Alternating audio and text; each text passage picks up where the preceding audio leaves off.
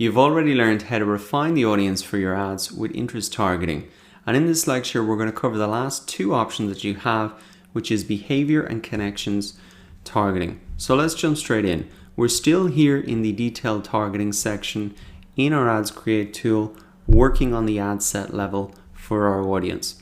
And to find this behavior targeting, best to click on Browse here, come down to Behaviors, and we can see the certain behaviors that are available here.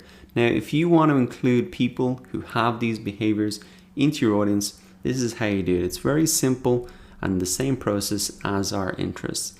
Let's understand what some of these behaviors are. So, mobile device user, if you want to target a person who uses a particular brand of mobile device or a particular operating system, if that was important to your ad, then you can select that here and really add that in just by ticking the button as we saw for the interests.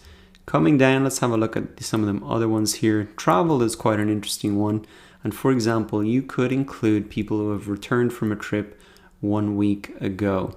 Now, I have seen on my Facebook news feed a service that helps people to reclaim any money that they are owed from cancelled flights or missing baggage. Now, that appeared in my news feed when I just came back from holidays, so probably they are using this type of behavior targeting to put the ads in front of people who are most likely going to need that service. So that's an interesting example of how someone might be using behavior targeting. Now, moving down a little bit further, we're looking at connections here. And this is where you can target your audience based on a connection that they have with you or don't have with you. So you can see that there are options here for the Facebook page. I can target people who like my Facebook page and only them. And you'll have to maybe type in the page name.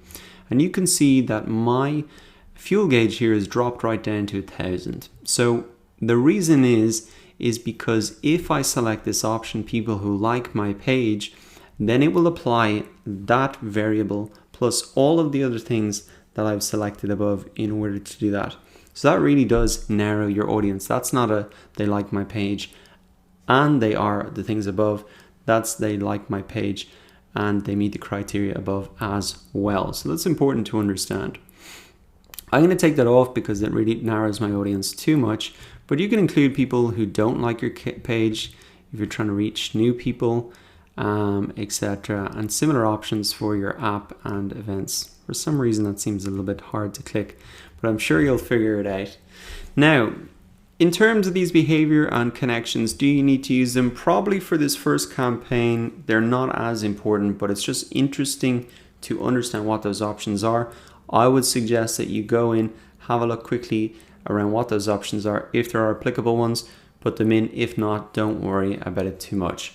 Now that really wraps up targeting and using those core targeting options to create an audience for our ad. Coming up next, we're going to set the placements for our ad, and this is really where our ad appears. So I'll see you in the next lecture.